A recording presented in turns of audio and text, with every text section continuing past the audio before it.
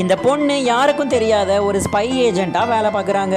இந்த பையன் மியூசியம்ல இருந்து திருடிட்டு வந்த ரொம்பவே விலை மதிக்க முடியாத வைர நெக்லஸை இவங்கிட்ட இருந்து எடுத்துட்டு போறதுக்கு ட்ரை பண்றாங்க. பட் இந்த பையனுமே இவங்களை தடுத்து நிறுத்தி இவங்க கூட நல்லாவே சண்டை போட்டுட்டு இருக்கிறான். இப்படியே இவங்களுடைய சண்டை ரொம்ப பயங்கரமா போய்கிட்டு இருக்கு. பட் கொஞ்ச நேரத்திலேயே இந்த பொண்ணுடைய உடம்புல மூன்லைட் பட்டதுக்கு அப்புறமா கொஞ்சம் கொஞ்சமா இந்த பொண்ணு கேட்டா உருமாற ஆரம்பிக்கிறா. இந்த பொண்ணுக்குன்னு வாலு, மீச, அப்புறம் பூனை மாதிரி காது கூட வர ஆரம்பிக்குது.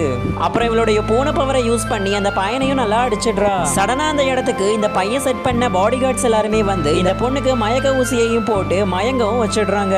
இந்த பையனும் அந்த பொண்ணை தூக்கிட்டு வந்து பாத்டப்ல உட்கார வச்சு நிறையவே ஐஸ் கியூப்ஸ் எல்லாம் எடுத்து அந்த பொண்ணு மேல போட்டுட்டு இருக்கான். அப்புறம் கொஞ்ச நேரத்துல இந்த பொண்ணு கண்ணை திறந்து பார்த்தா பெட்ல படுத்துட்டு இருந்திருக்காங்க. தன்னுடைய நார்மலான ஹியூமன் ரூபத்துக்கும் மாறிட்டாங்க. அப்புறம் அந்த திருட்டு பையன் திருடிட்டு போன நெக்லஸும் அங்க இருக்கு. அதையும் எடுத்துட்டு வந்து தன்னுடைய ஓனர் கிட்ட கொடுக்குறாங்க. அந்த சுப்பீரியர் இந்த ஸ்பை பொண்ணு கிட்ட உனக்கு கொடுக்கப்பட்ட மிஷின்ல நீ ஃபெயில் ஆயிட்ட, இதுல வெறும் நெக்லஸ் மட்டும் தான் இருக்கு, இதுல இருக்கிற முக்கியமான இன்ஃபர்மேஷனை அவன் ஆல்ரெடி எடுத்துட்டான் அப்படின்னு சொல்றாங்க. நீ மட்டும் இந்த ஒரு தடவை அந்த மிஷின்ல ஃபெயில் ஆயிட்டனா கண்டிப்பா உன்னை இந்த ஆர்கனைசேஷனை விட்டு தூக்கிடுவாங்க அப்படின்னு சொல்றாங்க.